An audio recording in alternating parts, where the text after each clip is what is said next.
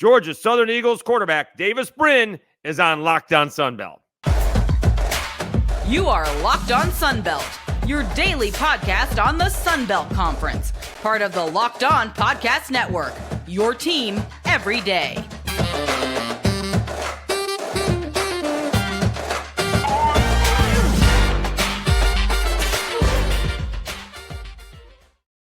All right, welcome back to another edition of Locked On Sunbelt, your team every day. Dave Schultz with you. Thank you so much for tuning in. Thank you for continuing to grow the channel. It continues to grow by leaps and bounds. Had another, I think, an individual record day for the audio portion of it yesterday. Thanks to the guys from Thundercast again for coming on, KD, Al, and Russ, and they do a great job. All right, special guest today. We got the Georgia Southern quarterback, Davis Brin, transfer from Tulsa in his final year of eligibility. And we talk a whole bunch of subjects. We talk about what the transfer portal is like, why Georgia Southern, how long does it take to learn a new offense? I do bring up the Wisconsin game because I'm just trying to figure out what it's like to not throw one or two interceptions. He had 5 plus the fumble. And then you turn it around and, he's rebounded very nicely, having thrown 7 touchdowns with no interceptions. Also, Georgia Southern, had that problem last year. We've talked about it a lot, winning or losing the same game twice. And this year they haven't done that, at least not yet, when they lose to Wisconsin and then go beat Ball State on the road. So let's get to it.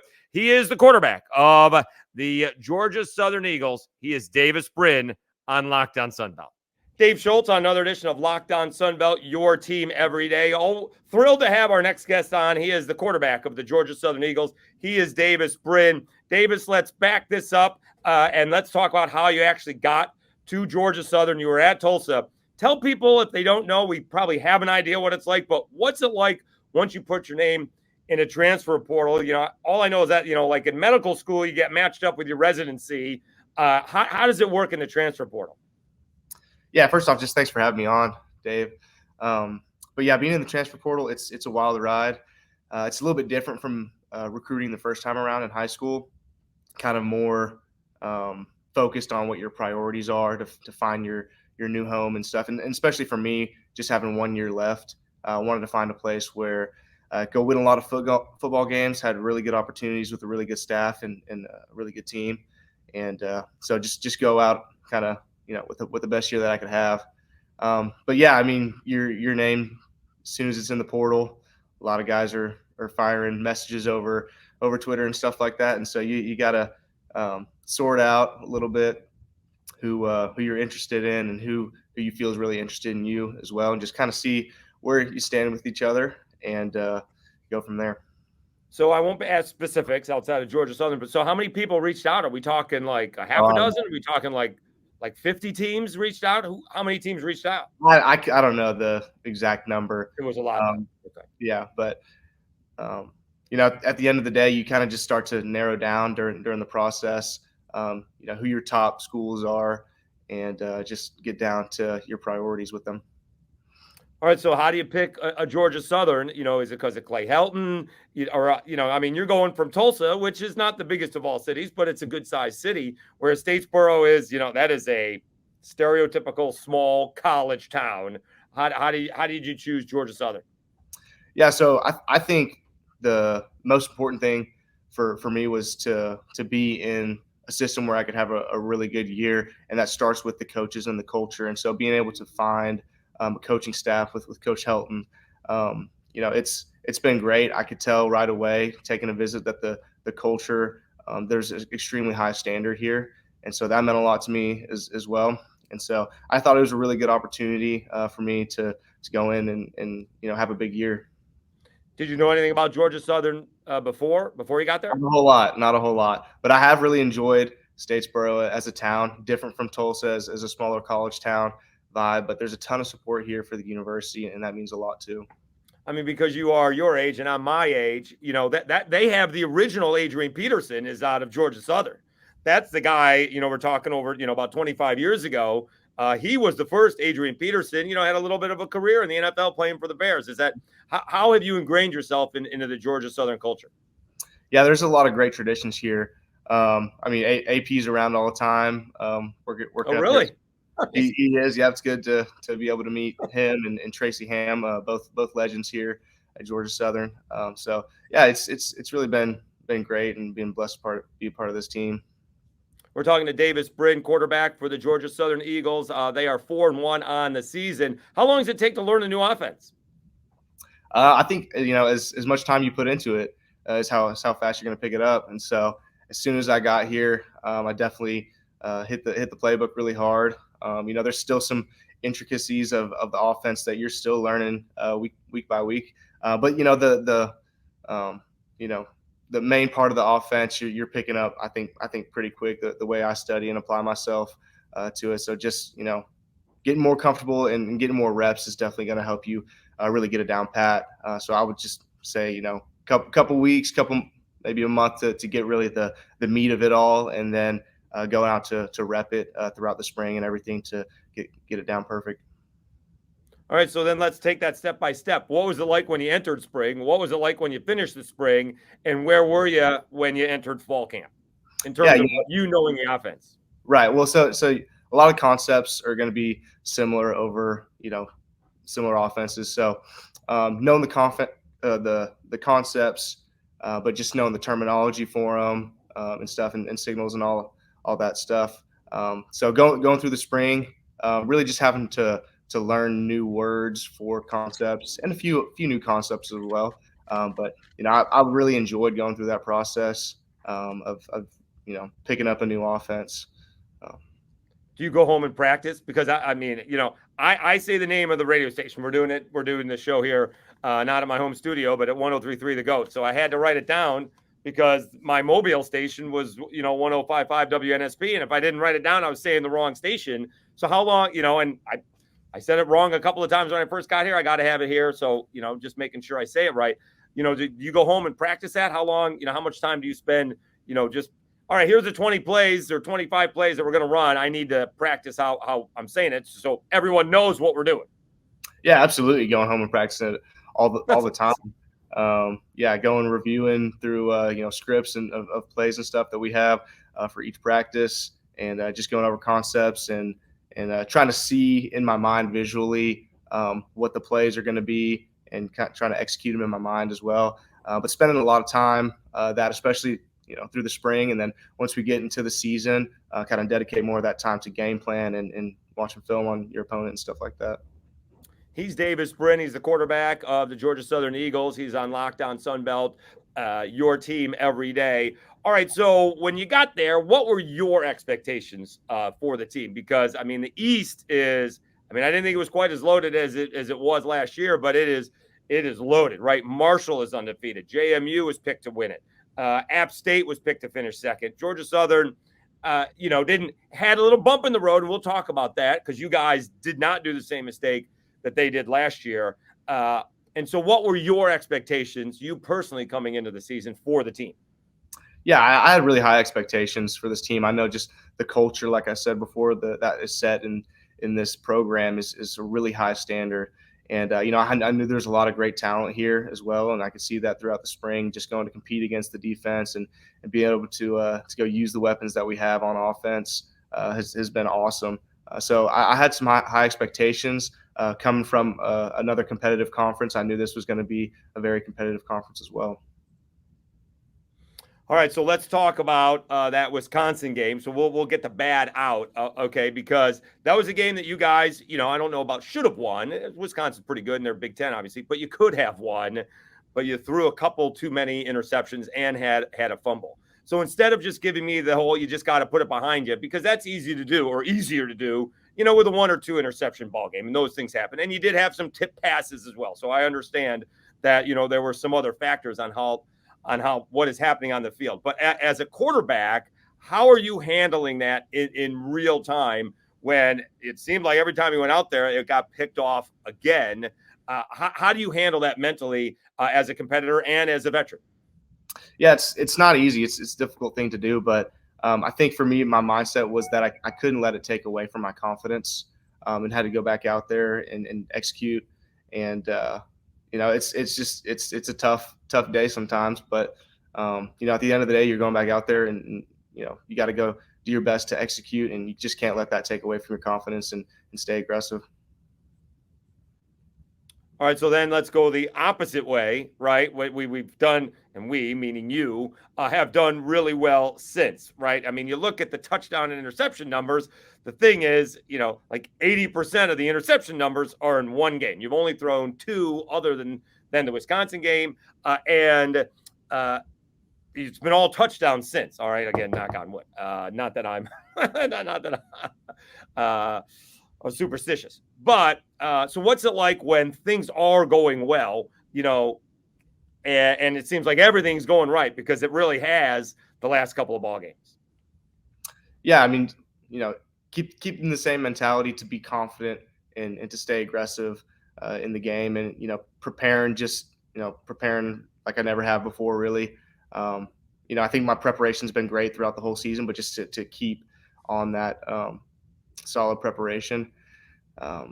But yeah, I mean, I think, just going out there and having the mentality to execute and see the field clearly, and having that, a little bit extra mentality to take care of the ball as well, I think has helped a lot. And so we're going to hopefully continue to do that to the best of our ability.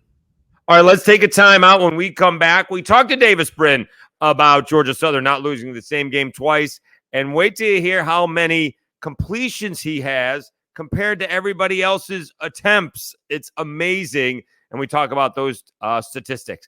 Let me tell you about eBay Motors. Passion, drive, and patience.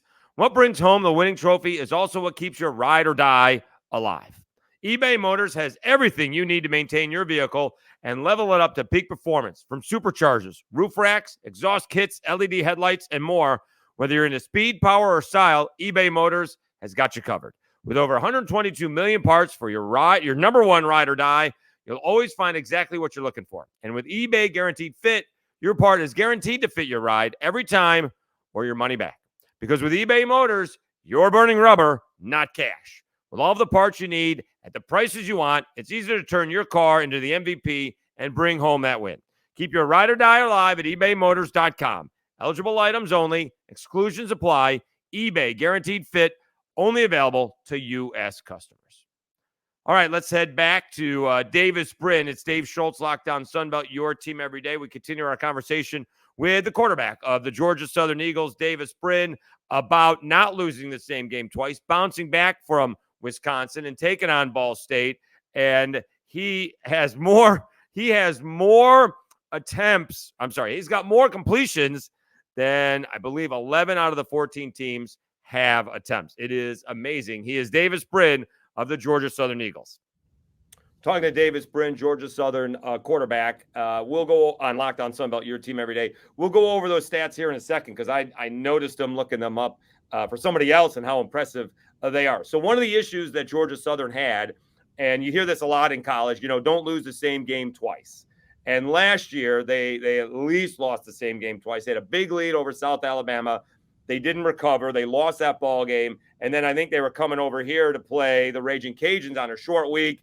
And, just from a guy watching it on TV, they looked disinterested. How did you guys as a team bounce back from Wisconsin loss and going into Ball State? Because that was a thing. I mean, you guys handily took care of that, and you followed it up with a nice win, hosting Coastal Carolina in front of a record-setting crowd at Paulson. Was there ever mention of that? I know guys don't, coaches don't like to look back, but it appeared to me, at least, it was a thing. We blew a big lead, and we kind of carried that over on a short week. And this year, you didn't. You went out on the road. Any win, I don't care the level of play, any win on the road in college football is a nice win. And you guys, handily took care of Ball State. Yeah, I think, that was a learning experience for us as a team. And so we, watched the film and broke it down and was honest with each other. And we, wanted to move on from that and go out and execute and be confident and aggressive in the next game going forward. And so we did that. All right. So one of the things, I talking about that South Alabama game, they just last year they did a good job. The Jaguars did of running the football at the end. So that's got to be a lot of fun for them. But at the same time, I noticed your statistics. I don't know if you even know this. You have more completions than like 11 of the 14 quarterbacks have attempts. There's only like 3 teams that have, I think one has the same amount, and 2 more have like 6 more attempts than you do. Are you like a pitcher? Are you icing your arm down after a game with all the passes that you have thrown? Like 103, you've had 103 completions, and they've only had that many attempts. What's your arm feel like when you're waking up on Sunday morning? Yeah, some days it's more sore than others, but I try to keep a good arm care routine and really take care of it. Ice it down and stuff, and do some pre-throw and post-throw exercises that I've learned over the years. And so, that's a priority of mine to take care of myself and my arm. But kind of play the game like a point guard and to distribute it to the weapons out there, because we got a lot of them and they're talented. And so I want to get the ball out of my hands to their hands as quick as possible. Yeah, so just to make sure people understand, Davis has completed 173 passes. Coastal Carolina has attempted 173 passes. App State has attempted 175 passes. Troy is below him, attempting 170 passes. Only Southern Miss has attempted 181 passes. Forget about their completions. Davis is completing more than everybody has attempted. Do you ever tell Coach Helton, my arm needs a rest. We're handing this sucker off. Now, when I'm taking care of my arm and stuff, it's feeling good. But we want to take what the defense gives us, and what we have called against what their defense has given us. A lot of times we can try and pick them apart. Can you check at the line? Presuming that they see what the call is at 2nd and 6, and they're like, all right, well, the defense is ready for this play. Instead of calling it a timeout, do you have the ability to check out of a pass or into a run, or vice versa? Yeah, I think this is a quarterback friendly system. Yeah, I guess so. It definitely is. So I do have that ability when I see it. All right, one more timeout. When we come back, we'll wrap up our conversation with Davis Brin. What did head coach Clay Helton tell him about the Sun Belt? And, is he a football junkie? Does he get away from it? What's he going to do on the weekend off that Georgia Southern has this weekend? But I did want to, again, continue to thank you so much for continuing to have the channel grow. Hopefully we'll get to, again, over 850. Hopefully this month we have 130 subscriptions in the month of September. That's outstanding. And excuse me, if we can match that, we'll be at about 850, 860, and getting so close to that 1,000 mark for subscriptions. Also, don't forget Apple and Spotify, Apple Podcasts and Spotify. Just search Locked On Sunbelt wherever you get your audio podcast from. And again, we had a record day for downloads on Wednesday. Thank you so much for that. All right. So continue to support it. Please let your friends and family know about it who do root for Sunbelt teams in your area or your alma mater or whatever the case may be. It is amazing you watch on social media and on YouTube and Twitter. Those are my two main social media outlets along with Facebook. And you mentioned Sunbelt, and it is amazing on how many people enjoy Sunbelt football. All right, let's wrap things up with the Georgia Southern quarterback, Davis Brin. What was he trying to work on coming into the season? How much of a football junkie is he? Will he be watching college football on his off week? And not only does he actually have 2 first names, he's got 2 last names. Always shady about guys with 2 last names or 2 first names, and he can go both ways. He is Davis Brin of the Georgia Southern Eagles. We're talking to Davis Brin, Georgia Southern quarterback on Locked On Sunbelt, your team every day. All right, what did you think you needed to work on coming into the system? And, forget about the system. What did you think you needed to work on coming into the season? And how have you improved it? And what would you like to see continue to improve? I think, taking care of the ball is a big thing that I've been wanting to work on, and had a day where didn't do so great with that, but want to continue to focus on that going throughout the season. And coming into the system, just getting chemistry with the receivers. That was something we worked on a ton, and so once we got that chemistry, we could kind of be on the same page when we're out there on the field. What was it like? Let's talk about this last game against App State, because, it's one thing when the coach gets into it. It's another thing when the AD gets into it. And then it's another thing when the president of the university is doing social media posts to Pac Paulson. And that's exactly what they did, right? Over 26,000, almost 27,000 fans, sellout crowd. What was that like for you guys coming into that ballgame? Yeah, it was an unbelievable atmosphere. And it means a lot to us to just know how much support that we have. And you can, feel that energy in the stadium. And, there's big moments in big games where there's momentum swings, and that energy just, comes on top of that, really. And so I really, really appreciate all the fans coming out and having that energy. Were you concerned about being too jacked up? Because you guys got off to a slow start, and then, the second quarter hit. You made some halftime adjustments as well, and the third quarter hit. You scored all of the 38 points in the second and third quarter. So were you guys a little bit too jacked up to begin the ball game? I don't know if that was it. Sometimes kind of try and find a rhythm. I think we only had one or two possessions in that first quarter. So that's kind of how the cards fell that day. But, we want to go out and score every time we touch the ball. What has Coach Helton, because this is just his second season, what's he told you about the Sun Belt? Because, again, I think there's been 4 Power 5 wins so far this season. Marshall may get another one. That'd be 5. And there are some really good coaches, and there's some really good teams, especially in the East. What did Clay Helton explain to you? Because talk about going from big to small. He went from USC to Georgia Southern. I'm not sure you can have a bigger bigger size shrinkage than that. What was it like? What he's told you about the Sun Belt? Yeah, just that it's a really competitive conference. There's definitely some good rivalries in the conference, but you got to be at the top of your game to go win every single week. All right, so who do you guys got this week? I don't even know. No, you're off. You're off this week. What do you do? Yeah, that's the only reason why I'm able to get this. What do you do during an off week? How do you chill? Obviously you probably still have practices, but it's probably not as many. You get the body right. It's a great time to have an off week, right in the middle of the season. What does Davis Brin do when he's got an off week? Yeah, it's a great opportunity for us as a team, really, to get our bodies back, make sure everybody's healthy, so that we can go out and play the next week. For me, I get a head start a little bit on doing game plan stuff and going to watch film. So I want to take advantage of that. Are you going to watch college football this weekend? Do you stay away Absolutely. from it? What do you do? Are you a watching some college football junkie? All right. I'll definitely be watching some college football for sure. All right. Where are you originally from? Texas. All right. So you're watching Texas, Oklahoma, I presume. I will be watching that. That's a historic rivalry. So. Do you ever watch a game and say, "Hey, coach, can we do this?" So there's some times where I see some plays that I kind of put in the back of my head and say for later, for sure. How long does it take to implement a play you see a play on a Saturday, can it be ready for the next Saturday, or does it take a couple of weeks to put that in? And you may have to wait for the right defense. They may play the wrong defense for you to do that. Yeah, that's about coming in and bringing my thoughts to the offensive coordinator here, Coach Ellis, and having that conversation with him and maybe have that communicated out to the rest of the offense. But, that goes a lot through him. All right, then let's talk about game night. We'll wrap things up with Davis Brin.